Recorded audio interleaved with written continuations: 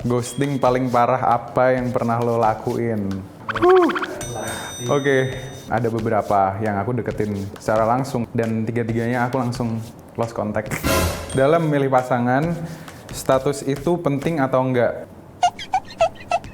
Tapi kalau ketemu wanita yang lebih tua dan janda satu anak, buat aku nggak gitu masalah yang besar. Paling sebel sama juri siapa?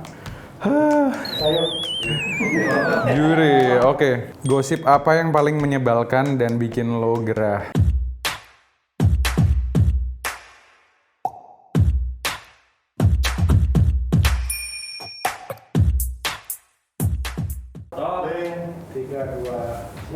Halo semuanya, nama aku Victor. Aku adalah finalis MasterChef Indonesia Season 9. Kali ini aku ada di Yakin Tahu dan aku harus jawab 20 pertanyaan.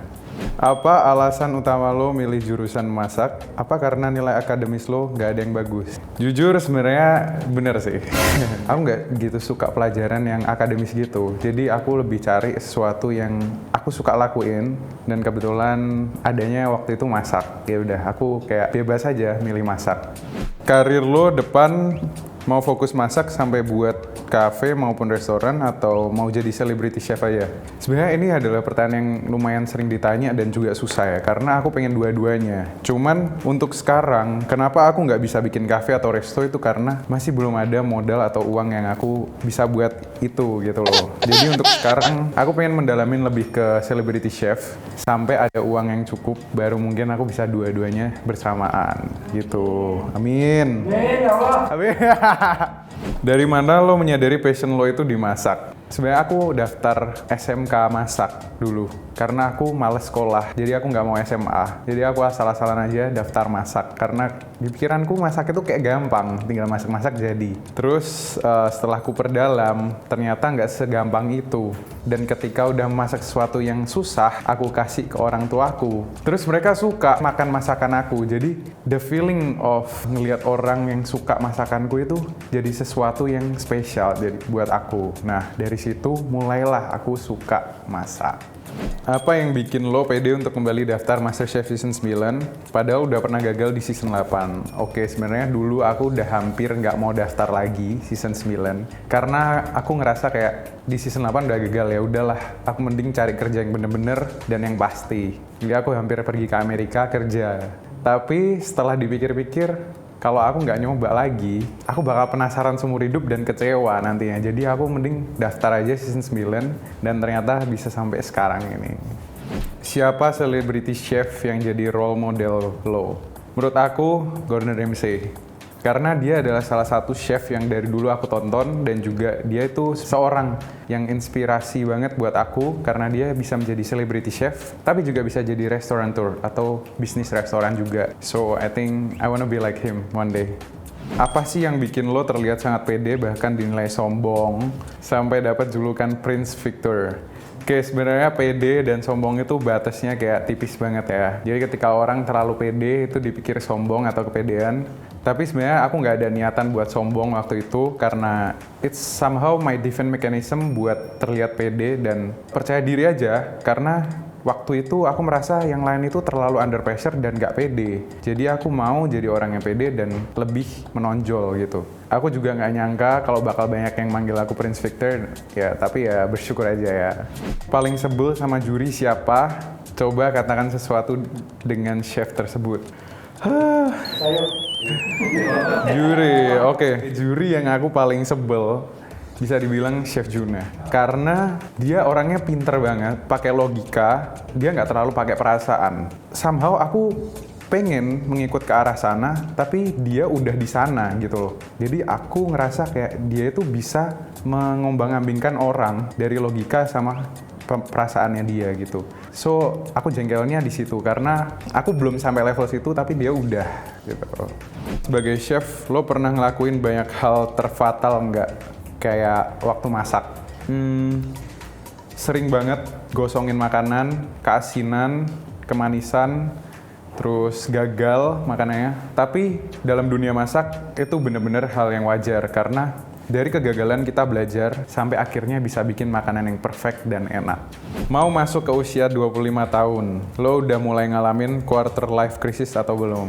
Tapi menurutku ini adalah dari cara pandang kita sendiri sih. Menurut kamu 25 itu udah harus punya apa aja, terus minimal udah nikah atau apa, udah punya apa-apa, itu tergantung kalian sendiri. Tapi sekarang aku udah rubah mindsetku dan lebih mikir di gimana cara kita bisa jadi versi diri kita yang lebih baik aja gitu. Semakin kita pressure diri kita untuk punya banyak hal, semakin kita stres. Tapi kalau kita ubah cara pikir kita lebih ke jadi lebih baik aja gitu. Pasti kayak 1% dalam setiap hari, dalam 1 tahun udah berapa persen yang kita tingkatin gitu. Jadi kita lebih mending fokus ke jangka panjangnya dan jangan terlalu pressure diri kita dan bandingin diri kita sama orang lain, gitu sih. Punya wajah kian flawless, lo pernah manfaatkan ketampanan lo buat keuntungan tertentu nggak? Aduh, sebenarnya aku bukan yang ganteng-ganteng banget lah ya, masih banyak banget orang yang ganteng, masih banyak banget. Aku nggak pernah berusaha untuk memanfaatkan suatu hal dari diriku buat memanfaatkan orang lain ya, karena sebisa mungkin aku berusaha baik ke semua orang tanpa mengharapkan apapun, gitu. So, kalau PDKT sama cewek, ya itu natural aja nggak sih? Dalam berhubungan, hal apa yang paling nggak bisa lo tolerir? Yang nggak bisa ditoleransi menurut aku dalam hubungan itu kalau orang manipulatif, gampang berubah-ubah cara pikirnya, maksudnya hari ini dia mikir kayak gini, besok bisa mikir yang lain, bisa jadi berubah gitu, berubah-ubah dengan cepat. Terus suka bohong. Itu sih.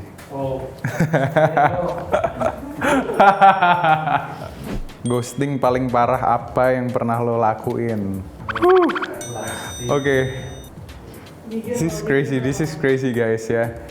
Jadi dulu waktu aku kuliah itu kan aku daftar dulu dan aku ngerasa kayak ya aku mau keluar negeri kuliah, I have nothing to lose lah, aku mau deket sama beberapa cewek yang banyak gitu. Terus aku ngerasa kayak gak ada masalah karena aku masih muda juga, aku mau cari temen, mau deket sama semua orang bebas. Tapi at some point kita udah bener-bener deket gitu loh. Dan ada beberapa yang aku deketin secara langsung karena aku ngerasa ya belum pacaran juga, so it's okay. And then aku keterima ke luar negeri dan tiga-tiganya aku langsung lost contact. Wah, nggak bisa sebutin, nggak bisa dong. Ya buat kalian yang nonton, sorry ya, dulu aku pernah. Menurut lo penting nggak sih love language dan gimana trik buat bikin hubungan langgeng dengan mempelajari love language pasangan kalian? Menurutku pasangan bisa jadi pasangan yang bagus kalau misalnya love language-nya itu cocok. Kalau misalnya yang satu mau acts of service, tapi yang satunya nggak bisa acts of service sama sekali, apa gunanya gitu loh pasangan itu jadi satu, kecuali yang satu bisa berubah dan jadi lebih baik di acts of service-nya. Berarti kalau menurutku pasangan itu lebih di ini sih, komunikasi dan cara kita memahami satu sama lain aja. Kalau misalnya yang satu nggak bisa komunikasi, yang satu berusaha memahami, itu sama aja kayak mau memahami patung gitu loh. Kalau yang satu bisa komunikasi, tapi yang satunya nggak mau memahami, sama aja dia ngomong sendiri, kayak nggak jelas gitu. So, dua-duanya itu penting, komunikasi sama memahami satu sama lain. Kalau suatu hari punya hubungan dengan artis yang jauh lebih terkenal daripada lo takut dikira pansos atau enggak? Sebenarnya aku nggak mikir sih pansos-pansos kayak gitu sih. Kalau misalnya aku bisa deket sama orang, terus orang itu juga mau deket sama aku, itu kayak simbiosis mutualisme nggak sih? Buat satu sama lain aja, nggak mikir ke terkenalnya atau enggak, karena kita sama-sama mau gitu.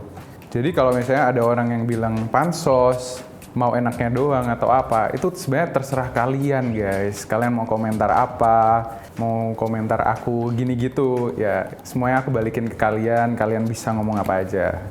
Dalam memilih pasangan, status itu penting atau enggak? Menurut aku dalam relationship, status itu nggak gitu penting. Yang penting koneksi sama komitmen keduanya aja. Karena menurut aku nggak semuanya itu harus dipublish, dia harus disebarin, harus dikasih tahu ke semua orang. Tapi kalau ketemu wanita yang lebih tua dan janda satu anak, menurut aku ada sesuatu yang bisa dipikirin, tapi buat aku nggak gitu masalah yang besar. Seberapa dekat persahabatan lo dengan Alden? Kita deket banget sih, like a brother gitu. Bisa dibilang kayak sama Palito juga deket, like a brother juga. Jadi kalau pengorbanan, ya kalian bisa, misalnya biasa lah, di film-film gitu, brother itu bakal berkorban seperti apa gitu. Kalau misalnya kayak di Fast and Furious, something like that, kalian bisa ngerti lah, ada bayangannya. Pasti berkorban besar sih, sama buat temen yang deket seperti brother kayak gitu. Lo ngerasa nggak sih kalau kedekatan lo dengan Alden itu kayak jalan ninja buat eksis di dunia entertainment? Jalan ninja, aku nggak ngerasa sih. Menurutku jalan ninja atau buat eksis itu lebih di kompetisi masak yang aku ikutin. Itu bikin aku lebih dikenal orang dan juga orang lebih ngerti kalau aku bisa masak dan ada potensi buat jadi celebrity chef. Tapi kalau deket sama Alden itu mungkin sebuah kedekatan yang mungkin ada orang beberapa ngefans dan dukung kita berdua, jadi kita sering dipanggil kayak Viden gitu. Kalau jalan ninja, I don't know. You guys boleh komen mungkin di YouTube-nya. Katanya lo bisa sulap ya, bisa ngedit foto jadi selalu berdua sama Alden.